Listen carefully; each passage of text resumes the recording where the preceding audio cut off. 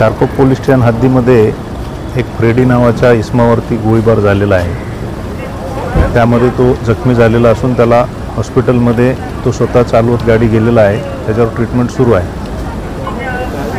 गुन्हा घडण्याचं प्रकरण काय होतं, काय आपत्तीमध्ये काय अद्याप 3 फायरिंग झालेले आहेत। अशा वारंवार घटना या ठिकाणी होत असतात। याच्या अगोदर पण नवरात्रीमध्ये एका यादव नावाच्या मुलाला गोळीबार झालेली, तर गोळीबार त्याचं मरण पावलेला। एक साऊथ इंडियन होता शेखर करून, त्याच्यावरती पण जनकल्याण नगर मध्ये मरीना इन्क्लेव्ह या ठिकाणी फायरिंग झाली, त्याच्या डेथ झाली, त्याचं निधन झालं।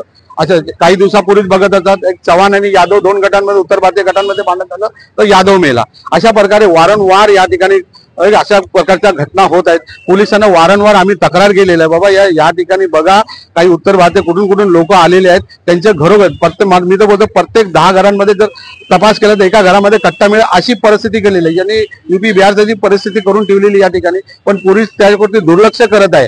जर पोलिसांनी वारंवार या ठिकाणी डीसीपींना पण आम्ही तशा प्रकारे पत्र लिहिलेलं, कित्येक वेळा बोललो, परंतु तो काय फोन उचलत नाही। डीसीपी त्याच्याकडे पत्र द्यायला गेलं तरी तो बोलतो की ऑनलाईन पत्र करा, म्हणजे तो एसी ऑफिसमध्येच बसता कशाला पाहिजे। अशा प्रकारे डीसीपीची बदली पाहिजे। आता जर पोलिसांनी आताही जर त्या लोकांना सुधरत नसतील, तर तपास केला नाही या ठिकाणी घरोघरी जाऊन, तर मला वाटतं आता मनसे स्टाईलमध्ये आम्हालाच रस्त्यावरती उतरून लोकांच्या घरोघरी जाऊन तपास केला पाहिजे, कारण सामान्य नागरिकांची रक्षा करणं हे आमचंही काम आहे।